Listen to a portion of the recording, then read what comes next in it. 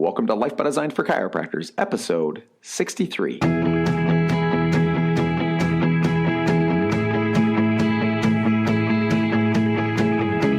Welcome to Life by Design, the podcast for chiropractors. Here's your host, Dr. Jamie Richards. Welcome to Life by Design for Chiropractors, the voice of reason in chiropractic. I'm your host, Dr. Jamie Richards. Today's episode, we cover online reviews. Now, in the past, we've covered how to handle a bad review. Today, we cover how to get reviews, when to get them, when to ask for them, how to ask for them. And I think, as usual, with everything that's Life by Design related, you'll find that it's different and unique from anything that you've done before. And the approach is going to match up well with the Life by Design brand and the values in really exchanging the high quality service and getting people to leave a 5-star review because they want to, with a very tiny little push and a few other strategies that I think you'll enjoy. Enjoy today's episode of Life by Design for Chiropractors. Mike, welcome back to Life by Design for Chiropractors. Thanks, Jamie. I feel like it's been a while. I was just thinking the same thing. It feels like it's been far too long. So it's great to have you back. I know you've been busy doing lots of things, both playing hockey, coaching hockey, and of course, plenty of clients to deal with. How's life been going? Good, thanks. I just, as you know, got back from the World Pond Hockey Championships, and it made me feel really old. Well, it's a good thing you train so much and take care of yourself. I couldn't imagine trying to compete at the World Pond Hockey Championships. I mean, you guys did okay, though. You said you made it to the quarters. Yes, yeah, we did, but it was a little bit of a disappointment after last year, losing by just a couple in the finals. So it was anyway. It's a blast. It's for anyone who loves hockey. It's something that I think everyone should go do at least once. Well, there you go. Speaking of raving reviews for the World Pond Hockey Championships, nice segue. We're talking today about the importance of reviews in your practice and obviously in any business. And I think 2018, this is becoming more and more important. And I know you have some stats that you'd like to share with us, but just in general, Mike, what's the point? You know, why should we make this a big deal? It's probably more of a big deal than it's ever been before when, say 10 years ago, 20 years ago, it was all word of mouth. But now, again, with people being online, having online reviews is key. Yeah, well, this morning, just in preparation, I was just looking up some of the key statistics around reviews, just to make a point of the impact that they can have. And I came across this quote by one Brian Solis. I'm not sure who that is, but I like what he had to say. He said, "Welcome to a new era of marketing and service in which your brand is defined by those who experience it." Mm-hmm. And I think that's just kind of says it all in the sense that this is where people are looking to find out what they should buy, whether it's a product or a service. And even myself, I know when reviews were first around, I didn't really get it because that wasn't somewhere I personally was looking. But now I find before I buy anything, I'm searching online. Right. I'm trying to get, to learn more about it online. I'm reading reviews constantly. And so many companies now have just integrated reviews, like, for example, Amazon. I mean, how much time have I spent on Amazon reading reviews of certain products before I buy it? So it's become kind of just a key piece that before clicking buy, you go and read the reviews that are listed on so many websites today. So I found some statistics I thought were interesting. The latest research shows that 97% of consumers read online reviews for local businesses, and that was in 2017. 12% said they read an online review every single day, which is crazy. Wow. Yeah. That's crazy. Yeah. 85% of consumers trust online reviews as much as personal recommendations. So that goes back to the point that you made off the start, where people are actually, instead of asking friends, which is what we used to do, they're actually just looking for online reviews, which I find kind of fascinating that we would trust strangers, but nonetheless. And then positive reviews make 70% of a consumer's trust a local business more. Again, I find that a little bit perplexing, seeing you don't know these people. For all they know, they could be, and we're going to talk a little bit about this, but they could be, buddies, they could be friends, they could be family. Sure. They could be bribed, which we'll talk about as well. But that's what the research shows. 73% of people trust a local business based on, how positive their reviews are. So bottom line is, this is where people are looking for information about products and services, and these reviews are making a significant impact on their decision making around what they should buy. I wonder if part of the psychology around this is, people will go to the trouble to leave an online review, then maybe it holds more value than just going and asking a friend who didn't come out and maybe, advise you to do something or buy a service or a product. Whereas the online review, somebody actually took the time, as we'll talk about how much energy it takes, and, people struggle with the ability to write a review. So if they've actually gone and done that, maybe there's more value that way. And I know for me, we were just planning a vacation and we looked up a lot of different places, and always on TripAdvisor, reading all the reviews. And I think it's kind of funny how, some of the sites and hotels that we looked at had, endless 4.5, 5-star reviews. But of course, you always stop on the 1-star reviews, right? And you read all the 1-star reviews because you want to make sure that there wasn't something that you missed. So that kind of leads us to the next point: is who leaves a review, and what are the reasons they would actually leave one? Well, I think you hit it. And that example was perfect, is that it's usually at the extremes, right? They're either really, really happy or they're really pissed off about something, right? It's like anything else, right? Our emotions are going to drive our actions. And whether your emotion is one of just real happiness and just you had an amazing experience and you want to tell people about it, you can almost kind of like that, the law of reciprocity, where you kind of want to give back. Wow, I had this amazing experience. And that's one thing that people know now that can be very impactful and positive to any business, is to leave a positive review. And then on the other side, they're pissed off, so the emotions are running high. And as we know, with the landscape of the internet troll, this is your opportunity to speak your mind with no recourse. And so, I think it's really people at either end of that spectrum where there's a lot of emotions involved, where people that drives them to take that next step, to actually take the time to write a review. Yeah. And let's say it's time to write a review. You want people in your practice or who use your business to write a review. I think the first thing to identify and acknowledge here is there's probably a few reasons that actually stop people from leaving a review. So it's one thing to ask people, which we'll get into in different strategies, but I think understanding the reasons people get stopped can help us at least address those as we figure out how to get them to take that step. Yeah, and I think what was surprising to me, because we've definitely asked for reviews probably over the last year and a half anyway. We've had a system in place to regularly ask for reviews. And the research, again, that I came across this morning was just all about how 7 out of 10 people will write a review if you ask. I personally have not found that to be the case. Yeah. And so it's kind of led me to trying to uncover what is it that's stopping people from writing them. And some of the things that again, these are my theories, so take them for what they're worth. But I think some people struggle to write.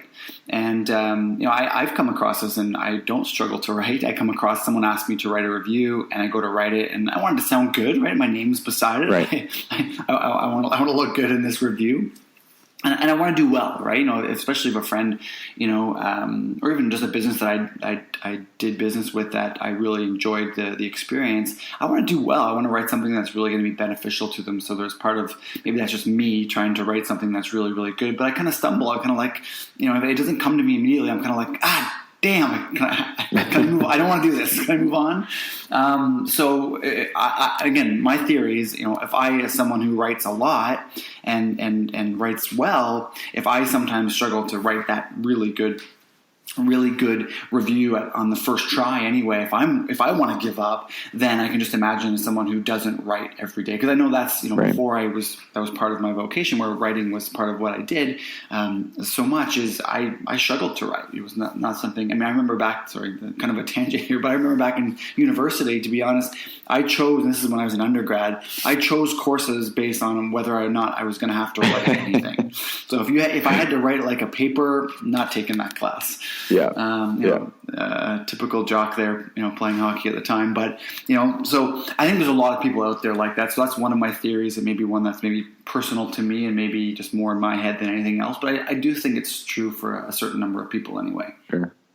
And as well, some of the other ones, time would be one. I know for busy people, right? They get this email or they get this request, and they sure, I'll go ahead and do that. But of course, maybe they delete the email, they put it somewhere, they don't think about it until they come back. So, to go back to your stat, I totally agree. When I saw that 7 out of 10, I thought, man, what am I doing wrong? Because, I look at the number of reviews we have, which, we're happy with the number of reviews. We're always adding more. But I would say probably, in my experience, this is just guessing, somewhere between 2 and 3 out of 10 people that I ask through an email will actually go and write the review. And it's far from 7 out of 10, that's for sure. And again, the other point, and I know we made this here in the pre-show, was just knowing how to do it, right? And I know for me, it's probably market dependent. I'm in a market where, our online game, which is, I think, great, performs at, far less in comparison to, say, an urban market where people are more online savvy. So if I send somebody a link to Google and they even have to sign in with their Gmail account or, go as a guest, it becomes very confusing for them. So I think there's, some infrastructural pieces that probably stop certain people in markets from leaving reviews as well. Yeah, and I think also a big part of that is age dependent as well, right? Sure. And sure. I'm just thinking as you were saying that, I remember sending out this email, which we'll talk about in a few minutes, and sending it to my dad's, practice member, and he's on the list, or he gets the email, and like the back and forth, the amount of emails and phone calls, trying to help him to write this review. I think in the end I just said, don't worry about it. But you know what I mean? Like he just honestly just didn't know how to do it, and that was a big struggle for him. So not that he wasn't willing. He, believe me, we spent a lot of time going back and forth trying to figure it out. For him, he just didn't know how, and in the end, we just gave up because he got too, him and I both got too frustrated to go any further. So I think that is a big thing, especially age relevant as far as just how computer savvy, how tech savvy is someone. Well, I have this wonderful practice member, and she's a gym member, and she's 86. And I sent her the review email, and of course I'll do it. And so her first review was just posted on our Facebook page. So that was one of them. And then the next one was just an email back to me with the review. So thank you so much, Ada. That was really sweet of you. And I just kind of let it go and gave up. So yes, I think the age and the market has something to do with it. But of course, we can always do everything possible to get the highest percentage of people leaving a review. Where do people leave these reviews? I know for us, we have a lot of reviews on Facebook. I know I would love more Google reviews, and you'll probably talk about this. That seems to be one of the more difficult ones in our market for people to figure out how to do. Where in what order would you want people to leave reviews, and where do you draw the line in terms of getting reviews on all these different websites? Well, I think maybe I'll address that question first, is that, you have... they're not going to write reviews on all these different platforms. I mean, someone's going to really have to love you to do that. So for the average person, just asking for a review in one place is probably enough. Like if you got them to do that would be a massive win. We in our email have actually asked for it in 2 places, and I'm happy to share this email. Maybe we can add it as a download, free download. Totally, but, sounds like a great idea. Essentially, we ask in this email for 2 different reviews, one on Facebook and one on Google. And then we use a little bit back to someone we haven't talked about a lot recently, but Dr. Cialdini, and he talks about I forget exactly off the top of my head exactly which one of the 6 principles this was, but one of the principles was that if you asked for something, if you ask for, there's something that you want, ask for something bigger, and they'll say no to that, but then it opens them up to be far more likely to say yes to the thing you actually want them to say yes to. And so in the PS, it would say, hey, we know you're busy, so if you can't leave a review on both platforms, we would love if you would just take the time to leave one on Google. So using a little bit of psychology there, but essentially the reason we did it that way as well is that we want the priority to be Google reviews. And I think that's the case probably no matter where you are in the world listening to this, is that Google reviews are going to be the most impactful for the main reason being that, of course, Google dominates the search engine world. And, of course, as far as rankings go, the more positive reviews you go, the higher you're going to show up on the Google Maps and the Google Business Place, et cetera, et cetera. So there can be some tremendous SEO value there as far as getting as many Google reviews as possible. And I think the next one in most markets is still going to be Facebook.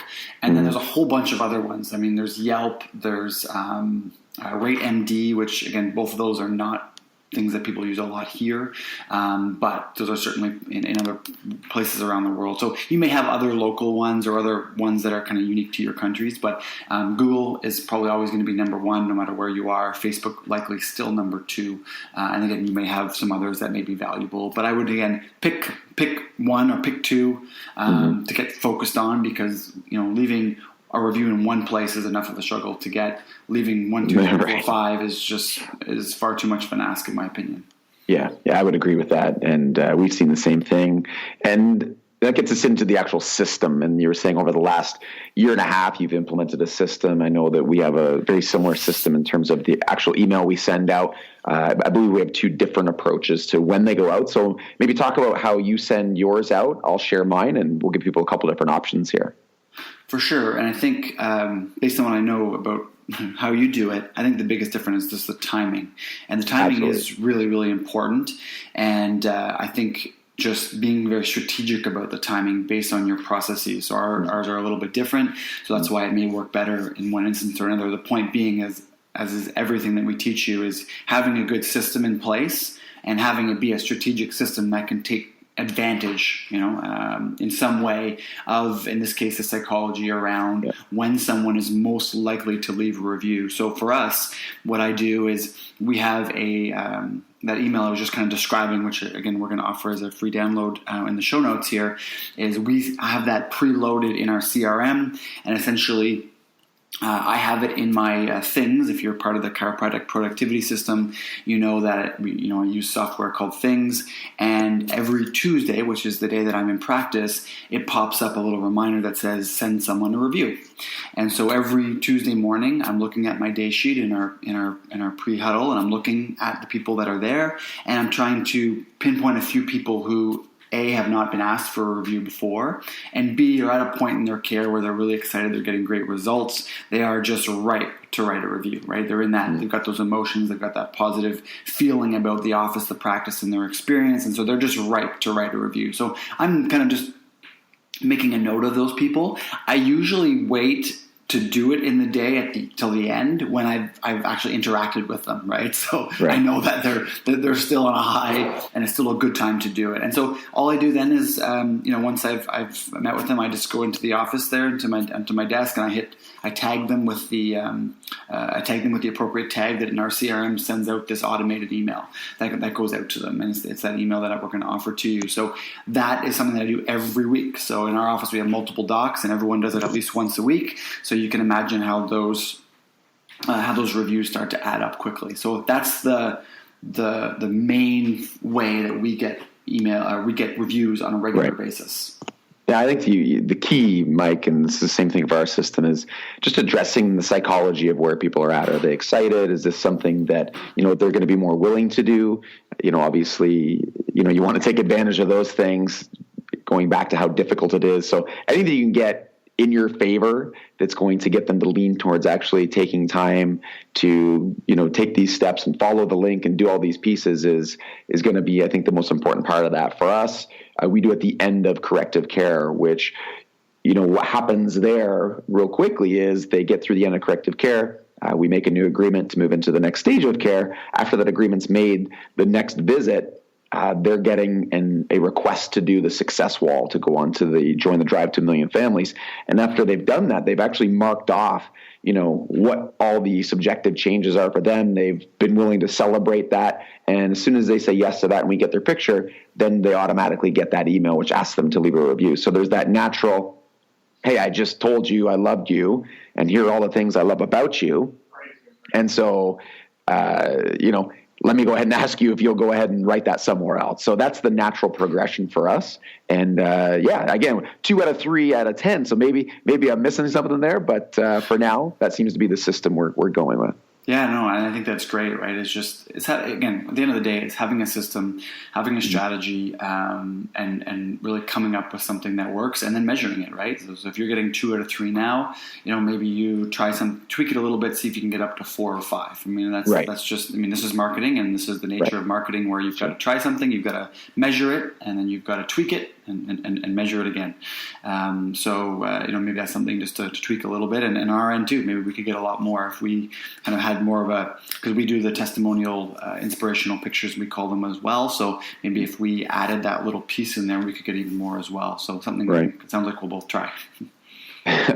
So how do you make it easy for people? What's the strategy here? Because I think that's the other piece along with timing. What's the easiest way for people to do this? What are some of the points and principles there? Well, I think this is where email can be really valuable, because when you're sending an email, they're opening it on their computer or on their phone, so they're in a place where they can easily just click a button and they can start to leave that review. So, an email makes it easy versus asking them. You could ask them and then send them an email. I mean, you could kind of do that, do it that way. But having an email so that it's mindful, right? They didn't forget it from the time you told them in the office to the time they got home. They're opening it hopefully right in front of their computer, so it's easy for them. But you can also provide links. So as far as Facebook goes, that one's easy. Yep. You can just provide a link right to the review page, and not just to your page, but to your review page. Yeah, I think that's important. I would recommend that. And the same thing for Google, and I'm happy to share this link in the show notes as well. And lots of people have written out instructions on how to actually get a link that goes directly to the review pop-up. And not just your page, but if you've ever left a review on Google, you know that if you click write a review, a little pop-up comes up, and then you can write your review as long as you're logged in. Mm-hmm. And so you can actually get a link that goes right to the screen that has the pop-up on it. And so that can make it super easy. All it says is click here. In our email, you'll see when you get it, it actually also has instructions in case the link doesn't work. So clear instructions, step 1, 2, 3, 4, and they're all there, and they can go ahead and find it just in case the link doesn't work or what have you. So, being as clear as possible, writing as many instructions as possible for those people who aren't as tech savvy as maybe you are, is going to be very, very simple. The only caveat I'll say is, as we learned recently, it ended well, but there was certainly a couple months of disappointment there, is we sent out a mass email. And this mass email went out to a lot of people, and we had, I think, 25 or 35 people who actually left a review. There was quite a number, and they all followed this one link. So you can imagine what Google thought, right? Here I was just trying to be helpful, but Google saying, well, look, they just got 30 reviews in the matter of a week, and they're all coming from this link, and they're thinking something's fishy up. So actually for probably 2 or 3 months, all of those reviews didn't show up. They were gone, and we were upset. We were like, oh man, we were just trying to be helpful. I should have known better. In the end, it looks like Google has now since posted all of them back up. Thankfully, I'm not sure why they decided to do that, but a couple months later, now they're all appearing there, which is great news. But my lesson to you is I wouldn't take that risk. If you're going to send a one-off email, include the link, because that's easy for them.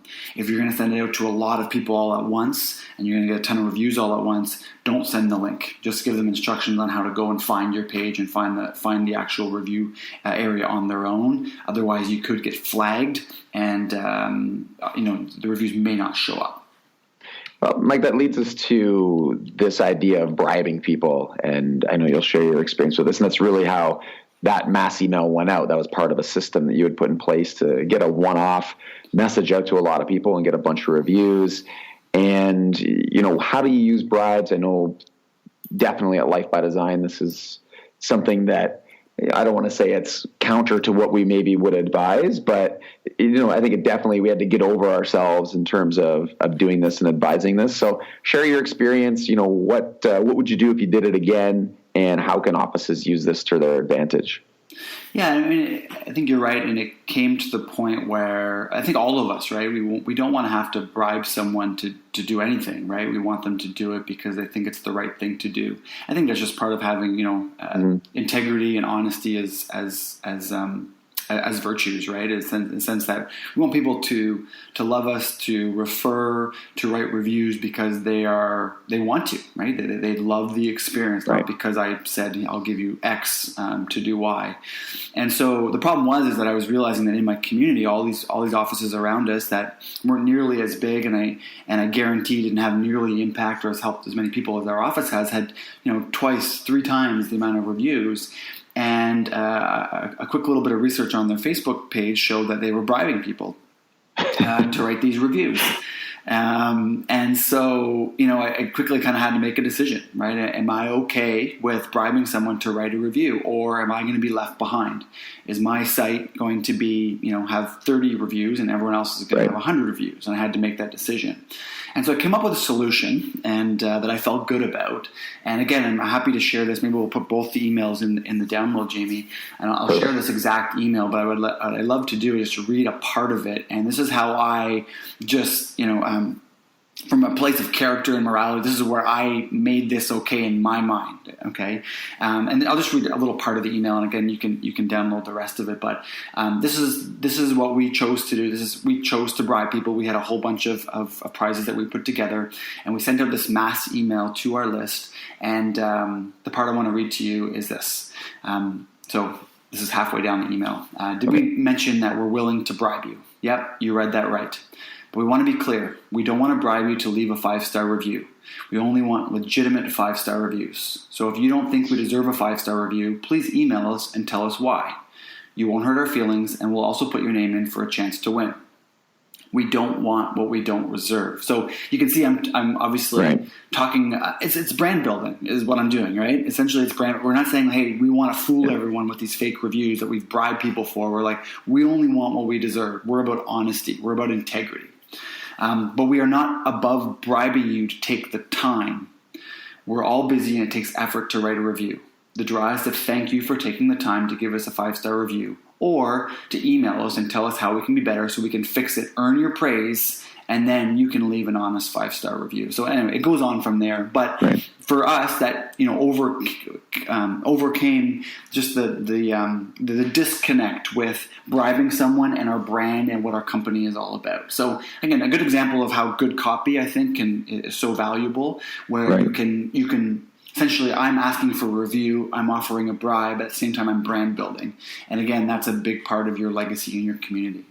Yeah, there's a couple of things that I think about when I hear your email and I hear the message that went out. One of them is, the value, as you said, that sends to the people on your list, regardless, even people who didn't leave a review, or maybe they had left a review somewhere down the way, or I guess you could tag them and leave them off your list. But nonetheless, it just provides added value and reinforces the brand that you're creating in terms of authenticity and credibility and all those other things. The other thing, and I hope people understood this and didn't miss this, in Mike's message, he said, if you're not going to leave a 5-star review, email us, right? It wasn't then, don't leave a review, or worse, just, leave whatever review there. It's email us, because obviously you don't want that review on your page. Let us address the issue, and then you can go back and leave a 5-star review. So I think that was a really, smart way to handle that, Mike, and make sure that you're giving people who are reading that thinking, well, I don't have a 5-star review, I actually have bad things to say, making sure that they have an avenue as well.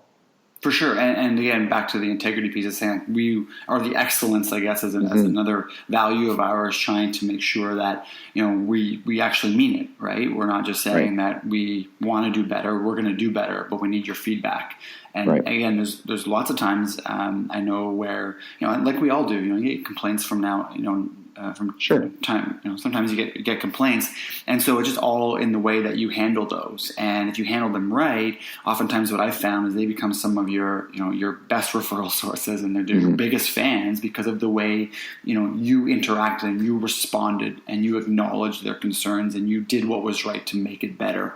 I think most people recognize that not everyone's perfect. We're going to make mistakes, but if the way that you respond to those mistakes and concerns and complaints and objections, that can really build your brand as well. Which, as an aside, maybe we get people to leave a message in the comments. I know I certainly with my clients get a lot of questions about how to deal with negative reviews if they do happen, and they will happen. I oftentimes, as long as you're not getting too many of them, I think they're a massive positive if handled properly.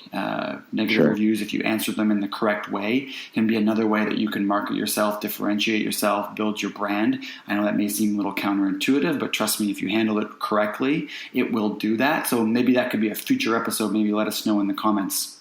Yeah, that's a great idea. I know, again, in researching the vacations or anything, if I do find a 1-star, 2-star, 3-star review and I read them, I always look to see if the company has replied. So that's something that I'm looking for as a consumer. Did the company reply? What was the reply? How do they handle it? And I always find that puts me at ease for sure, depending on, what the response was. So now we got these reviews. They're coming in. We're really happy with these 5-star reviews. Last couple points, what do we do with these? How can we use these in our marketing strategy and our blueprint to get the most out of them, to make them last? What's the strategy here, Mike? Yeah, I mean, there's a couple things that you can do, but the easiest one is to, especially if people are leaving it just on one. For example, if we're going to encourage people to just leave it on Google, there's no reason that you can't take a screenshot and then share that on other social media platforms, maybe on your Instagram account, maybe on your Facebook page, right. And that can go a long way so you can really leverage that review and get more out of it. The other part of this, I think that is important too, is that just, we talked about just a few people out of 10 that are going to go and leave a review, but there's many more people who are more willing to take that picture, the inspiration picture, which, I think if anyone who's listening knows that we take those pictures and encourage people to do so. We've got hundreds and hundreds and hundreds of those, and it's very, very rare for someone to say no to taking one. It's easy. All they have to do is hold up the sign we've pre-prepared for them and stand there, and we take a picture. So it's super easy. It doesn't take a lot of time. It doesn't take a lot of effort, but we get much, much, much more of those than we do actual written Google reviews. And so using and leveraging those on your social media, on your Instagram. For us, we post one every Friday. So there's a new one that goes up every single Friday every week, and it has for I don't know how long now, at least maybe a couple of years. So as a consumer out there, even just scrolling through our feed, scrolling through our photos, seeing hundreds of these images that are also on our website, that's another way that we can use these reviews even if they're not written.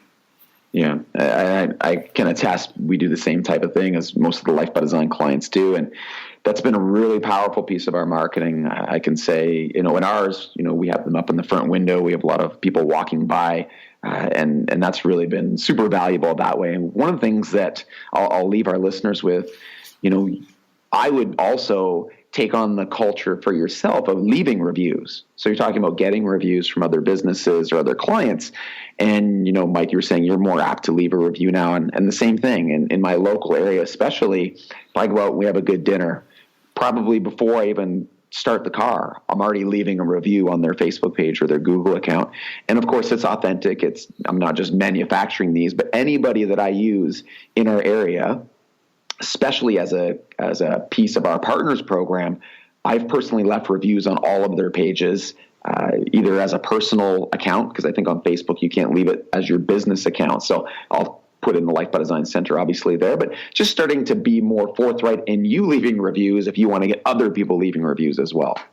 And the same, it's the same old thing with referrals as well, right? Especially if you have a partners program, a group of other small business owners in your community, is that as soon as you begin to leave or to give them referrals, then of course that's going to, that old, again, back to Cialdini and the principle of reciprocity, then they're more apt to be looking for people that they can refer to you. And the same thing goes for reviews, especially with your alliances, making sure that you're leaving reviews consistently so that, they are going to be more apt to, again, then not only use your services, not just refer, but actually legitimately use them, and then of course leave reviews about it, sharing the message. Again, usually these are the people in your community who are the leaders, right? They're usually a little bit more outgoing, a little bit more vocal, and so these expressive business owners are usually some of the people that really drive a community, and really can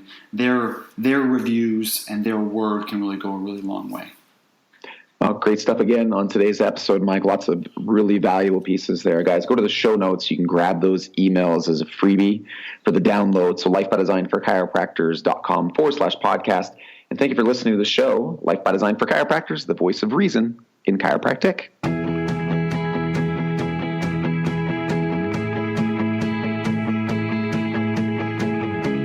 Welcome to Life by Design, the podcast for chiropractors. Here's your host, Dr. Jamie Richards.